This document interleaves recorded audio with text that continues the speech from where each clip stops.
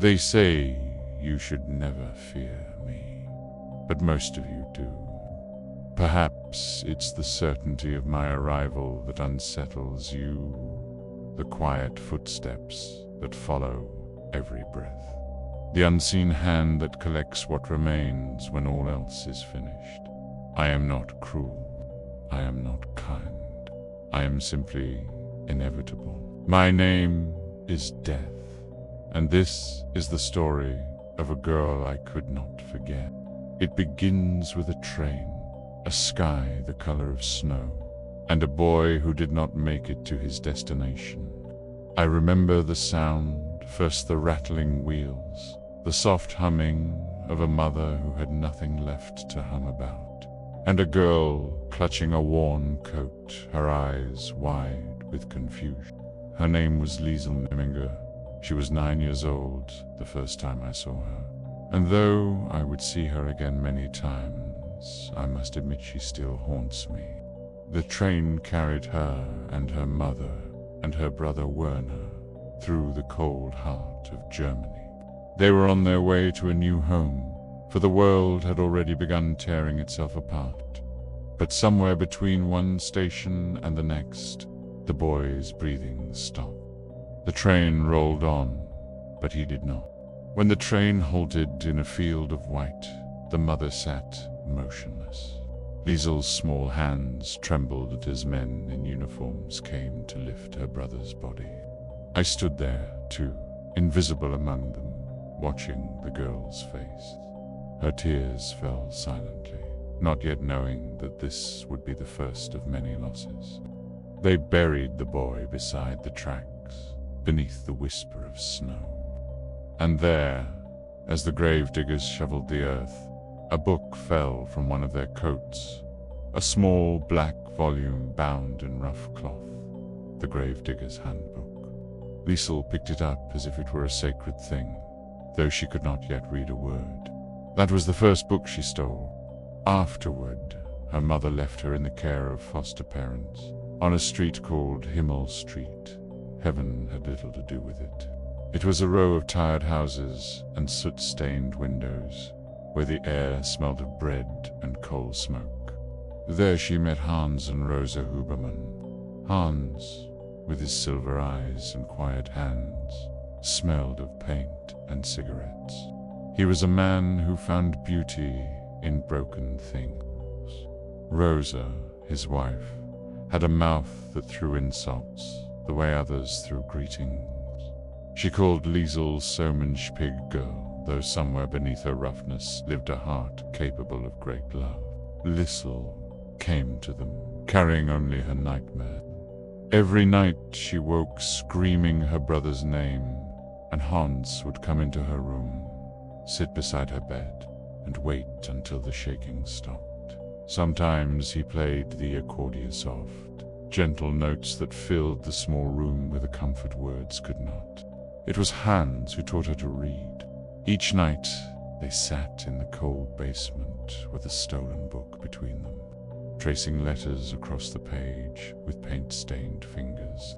The words came slowly, one by one, like raindrops filling an empty bucket. Outside, Germany was changing. The Führer's voice echoed from radios. Parades filled the streets, and red flags unfurled across rooftops. The world was marching toward war, but on Himmel Street, a girl was learning to love words, their sound, their power, their promise of escape. She found joy in small things, playing soccer with Rudy Steiner, the boy next door, who had hair the color of lemons and a grin that dared the world to stop him. Rudy loved her from the beginning, though he showed it in the strangest ways, by racing her down alleys, by stealing apples, by asking for a single kiss he never quite received. Together, they were children in a world that was forgetting what childhood meant. They ran through streets lined with bomb shelters, laughed beneath skies heavy with silence, and dreamed of something better than ration cards and sirens. Liesel began to steal again, but not for hunger, for words. She took them from wherever she could find them, from bonfires that burned un-German books, from libraries belonging to mayors. Each stolen book was a rebellion, a small act of defiance against the emptiness the world tried to impose. And I watched her. I always watched her. Not because she was destined to die sooner than others, though death was everywhere, then but because she carried something rare, the stubborn light of the human heart. Even surrounded by ruin, she refused to let her soul go quiet.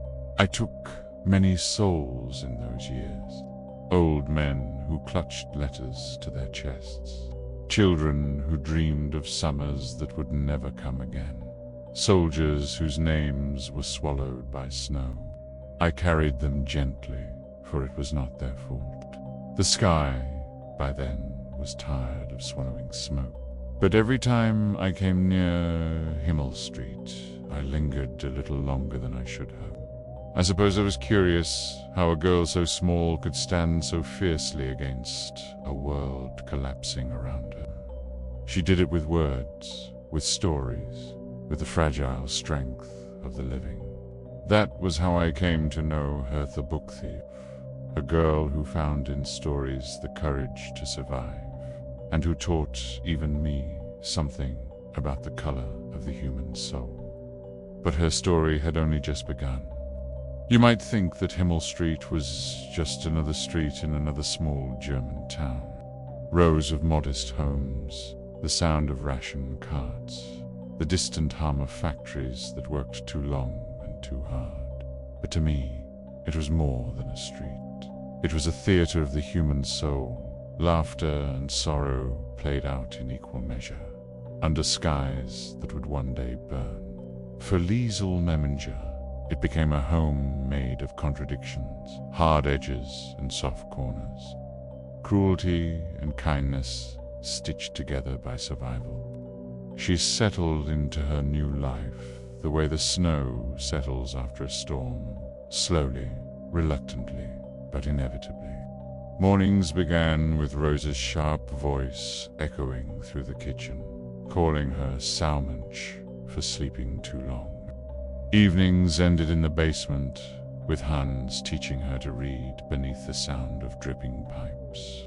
The letters turned into words, the words turned into meaning, and meaning became magic.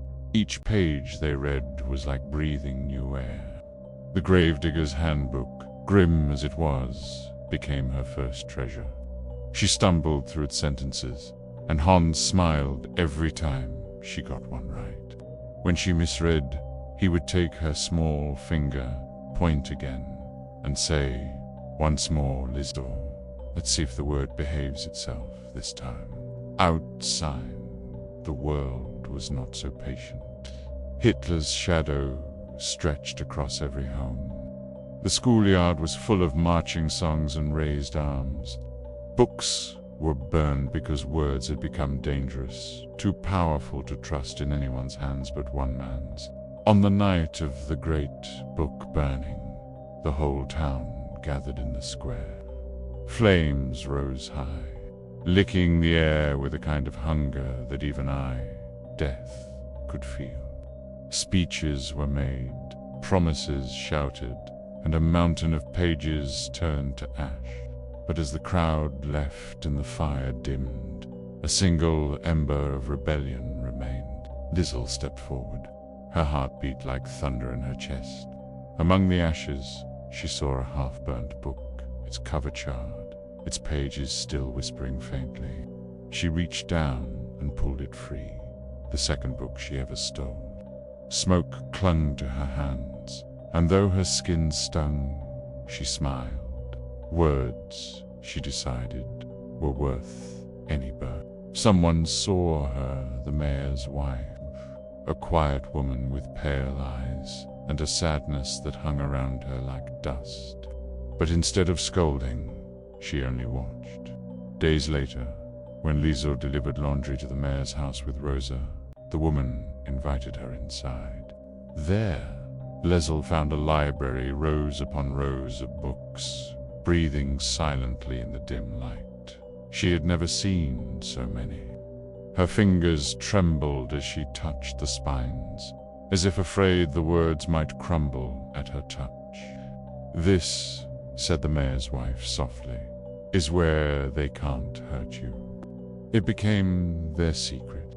Liesel visited often, sometimes alone, slipping through the gate when no one watched. She read sitting on the floor, sunlight falling across her face, words filling her empty places. She didn't know then that she was stealing again, not with her hands, but with her heart. Back on Himmel Street, the world continued its slow descent into war. Rudy Steiner ran beside her through the alleyways, his laughter echoing between walls. He called her book thief and asked for a kiss after every race he won. She always said no, but something in her smile told him that maybe, one day, she might. They were inseparable, stealing apples from orchards, playing soccer with a ragged ball, and daring each other to dream beyond their street. Rudy was everything the world was trying to erase: color, laughter, defiance. And though I knew how his story would end, I couldn't help but linger when he smiled. Meanwhile, Hans Huberman's kindness began to stand out like a bright thread against the darkening fabric of Germany. He painted neighbors' houses for bread instead of money. He played the accordion for children hiding from the sirens. And when soldiers marched by, he stood a little straighter, though his heart trembled. Then, one night, a knock came at their door. Rosa's hands froze mid-stirring. Hans's eyes flicked toward the basement, and the air grew heavy. On the doorstep stood a man carrying a suitcase and a secret. His name was Max Vandenberg. He was the son of a man Hans had known long ago, a Jewish man who had once saved Hans's life in the First War. Now, years later, the son had come to collect a debt Hans had promised to repay. Without a word, Hans led him inside. Liesel watched silently as Max descended into the cold darkness of the basement, and a new chapter of her life began. She learned that the world above could be cruel, but the one below could be kind, even in hiding. She brought Max soup, read him her books, and shared her dreams. In return, he shared stories drawn on the painted-over pages of Mein Kampf, transforming hate into hope with the stroke of a pen. The world outside thundered on. Planes roared overhead, sirens wailed, and I walked the skies, gathering souls in numbers that defied counting. But in that small house on Himmel Street, two souls found light in the dark: a girl who stole books, and a man who made them mean something again. For a while, there was peace, fragile, temporary, precious. But peace never lasts long when the world is at war, and I was never far away. There are many kinds of hiding. Some hide in basements. Some hide in words. Some hide behind the illusion that everything will be all right. Max Vandenberg did all three.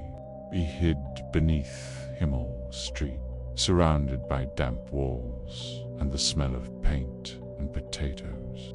He hid in the shadows of his own breath, praying it would not be heard when soldiers passed outside. And he hid in the words Liesel read to him, each syllable a fragile barrier between him and the world that wanted him gone. To Liesel, Max was not a Jew. He was a man with kind eyes, messy hair, and a soul that looked like hers, restless and full of longing. They became companions in silence. She brought him newspapers, small gifts, and sometimes just her voice. She would sit on the cold floor, reading aloud until the basement seemed to breathe with her. Sometimes Max told her stories, strange, beautiful things carved out of fear. One of them, the word shaker, spoke of a girl whose words could grow trees strong enough to stand against any army. It was his way of telling her she mattered, that her stolen books, her love of language, were weapons stronger than hate. Upstairs, Rosa and Hans tried to live as though nothing had changed. Rosa still shouted, Hans still played the accordion, but every knock on the door made their hearts stop. The war was growing louder. Air raids became a part of life, and hunger was as common as breath. Still, Liesel found comfort in the ordinary. She delivered laundry, played with Rudy, and sometimes visited the mayor's library again, though even that, eventually, was taken from her. The mayor's wife stopped using Rosa's services. "We can't afford it," she said softly. But Liesel knew it was more than money, it was fear. In anger, she shouted at the woman, calling her selfish, a coward, her words sharp and hot. But later, the mayor's wife left a window open, as if in silent forgiveness. And on the desk inside, she left a book, one meant for Liesel. It was blank, no title, no author, only white pages waiting to be filled. And so Liesel began to write. In the quiet of the basement, she started telling her own story, the story of a girl who learned to read among the graves, who found family in strangers, who stole books when the world tried to burn them. She wrote while the bombs fell, while Max dreamed of sunlight, while Hans smoked his last cigarette in silence. Her words were small, but they were hers. Then came the day Hans made a choice that changed everything. One afternoon, a Jewish prisoner collapsed on the road while a group of soldiers marched them through marching. Without thinking, Hans stepped forward, offering the man a piece of bread. The street went silent. The soldier's whip cracked like thunder. Hans was struck down, and the prisoner was dragged away. But something deeper broke that day. The fragile shell of safety they'd built. They knew the Gestapo would come. Max knew it too. That night, he stood in the basement doorway, the suitcase in his hand. Liesel clung to him, tears staining his sleeve. "I have to go," he said softly. "If I stay, they'll find you all. Will I ever see you again?" she whispered. Max smiled, that small, tired smile that carried both hope and farewell. "Yes," he said, "in your words." He disappeared into the night, swallowed by the cold street, and once again the basement became empty. Hans was drafted into the army soon after, sent to paint military buildings and clean rubble after bombings. Rosa grew quieter, her shouting replaced by waiting.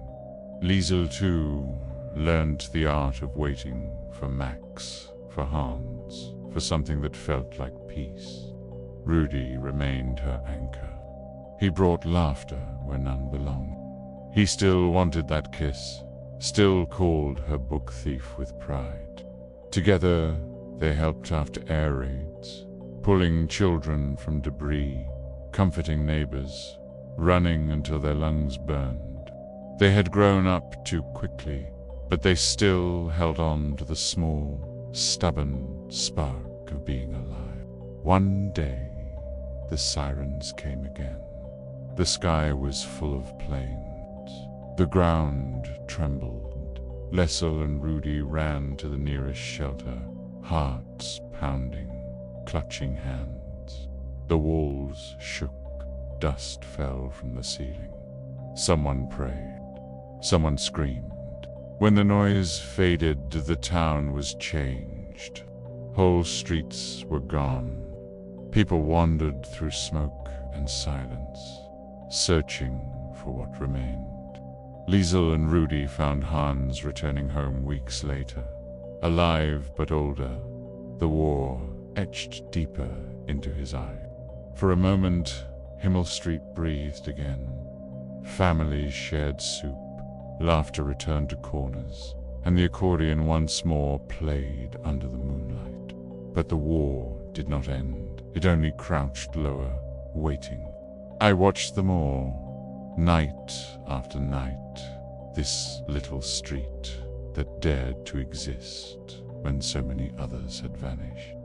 I saw love in their hunger, courage in their fear, and I saw Liesel still writing, her words growing stronger, deeper, heavier.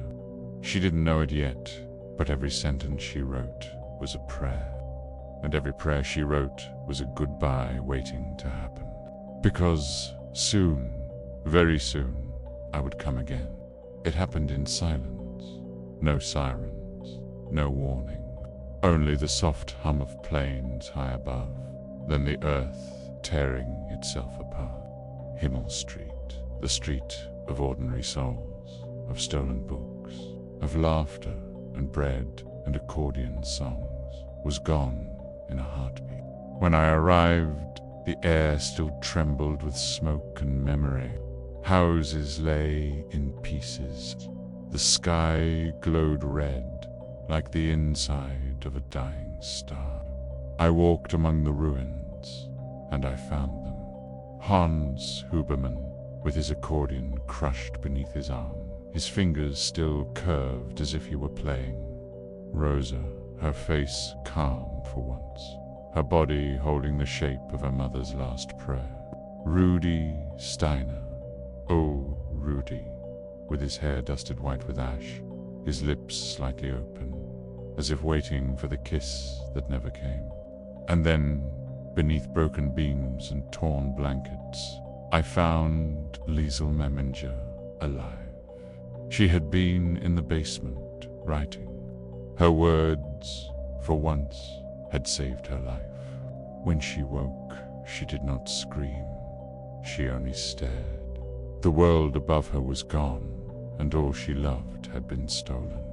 She crawled through the wreckage, searching for them, Hans, Rosa, Rudy. She touched their faces, whispered their names, and held them close. Her cries were quiet, because grief that deep has no voice. When she came to Rudy, she placed her hand on his cheek. "Wake up," she whispered. He didn't move. "Please, Rudy," she said. "I'll kiss you now. I promise." And she did. It was a kiss meant for life, but it landed on death. I was there, watching. I am not cruel. I take gently what I must. But I will tell you this, even I wanted to look away, because some souls shine too brightly, and taking them feels like theft. When the soldiers came, they found Liesel still clutching her notebook. The mayor and his wife took her in after that. The library that had once been forbidden to her became her refuge. Day after day, she read and wrote, her hands stained with ink, her heart stained with loss. The war dragged on, and I collected souls by the thousands. Cities fell, names were forgotten, but I remembered her. Years passed. Liesel grew up. She worked in a small shop in a quiet street. Sometimes she still dreamed of Himmel Street, of the boy who painted himself black to run faster, of the man with silver eyes who taught her to read the world, of the woman whose shouting was another form of love. And then, one afternoon, long after the war had ended, a man walked into her shop. He was thin, pale, and older than she remembered, but his eyes, those gentle, tired eyes, were the same. "Max," she whispered. He smiled. They didn't say much. They didn't need to. They sat together, two survivors, bound not by blood or nation, but by words, by stories that had kept them alive when everything else had fallen apart. They talked of Hans, of Rosa, of Rudy. They talked of the books they loved and the ones they'd never read. They talked until the light dimmed and silence settled like snow. And for a moment, Himmel Street existed again, not in bricks or dust, but in memory. Now, you might wonder what became of her, of Liesel, the girl who stole books. She lived a long life. She married, had children, and grandchildren who never knew the ghosts she carried. But sometimes, late at night, she would open that old notebook, the one she wrote in while the bombs fell, and she would read. That book, the book Theif, found its way to me in the end. I keep it still. I have read it many times, and every time I do, I see her again. The girl with words in her hands. The girl who made even death pause to listen. You see, humans confuse me. They are capable of such cruelty, such violence, such foolishness, but also such beauty. They endure, they love, they create meaning where none should exist. Liesel taught me that. And so, when her time finally came, many years later, I took her gently as I could, and showed her the pages she had written. Did I do enough? She asked. Yes, I told her. You did. She smiled, and together we walked through a field of sky-colored words. Around us, laughter echoed, the laughter of Rudy running, of Hans playing his accordion, of Rosa shouting from the kitchen. It was Himmel Street, reborn, and for once, even I, Death, felt something like peace. I am haunted by humans, I once said, but perhaps haunted isn't the right word. Perhaps the truth is, I am humbled by them. That was the book Theif, a story of loss and love, of words and what they can save. A story that begins with death and ends with life.